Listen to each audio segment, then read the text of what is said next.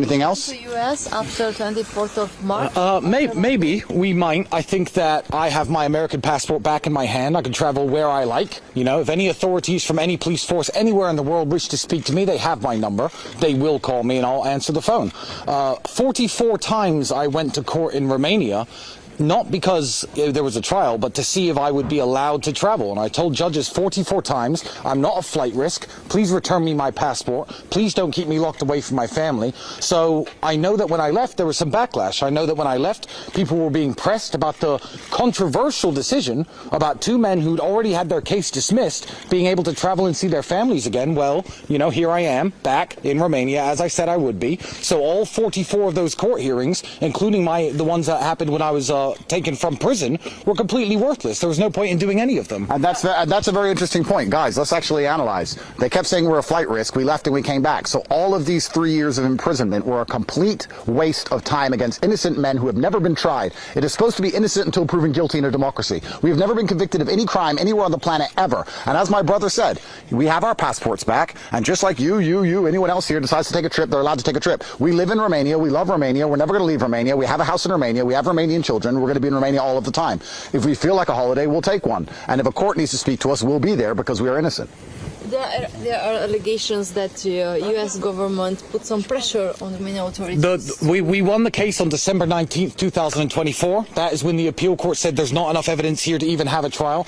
That was in December 19th, 2024. The president at the time was Joe Biden, and Joe Biden hates me, so I seriously doubt there was any American pressure. I think it's amazing that people think there was American pressure required to let men go who couldn't even get a case to trial after 3 solid years of imprisonment. I mean, why would you need pressure for that? Surely, in any civilized country, when a man spent 3 years locked in his house for no reason, eventually they're going to say, okay, you can travel now because we don't even have a case. I think it's incredible people are not sitting here thinking they should have let him go way sooner. There's no American pressure. There's just the rule of law. We're innocent men who have never been convicted. And because of that, we've come here to prove our innocence because we deserve our day in court. Like I said I'd be, because innocent men don't run from anything. We're here to clear our names and exonerate ourselves. And after all we've been through, we truly deserve the day in court where it is stated that we've done nothing wrong and that we should have never been in court in the first place. We should have never gone to jail. We should have never had our assets seized. We should have never had our name slandered. Anyone who believed any of this garbage has a particularly low IQ. I think there's a lot of people in the world today that do not have faith in Romanian institutions, but we're going to restore that faith by coming home as American citizens, going to court, and getting the not guilty that we deserve. Is there any questions? What's your take on the Florida criminal case? I don't think there is a criminal case. There is a investigation, which I'm happy to be investigated. Any single person on the planet can endlessly be investigated for anything. You can be investigated. They might be investigating you right now, sir. You don't know. People get investigated. That's how it goes. We've done nothing wrong. So I have no fear for anything, for any country, anywhere to investigate me.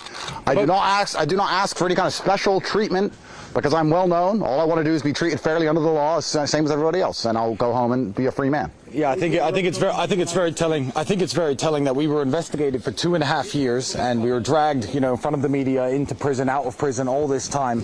And in December last year, a judge said, well, there's not evidence enough for this to even go to trial. So I think that we deserve a little bit of leniency, and if you are a member of the press, you should report heavily on that fact.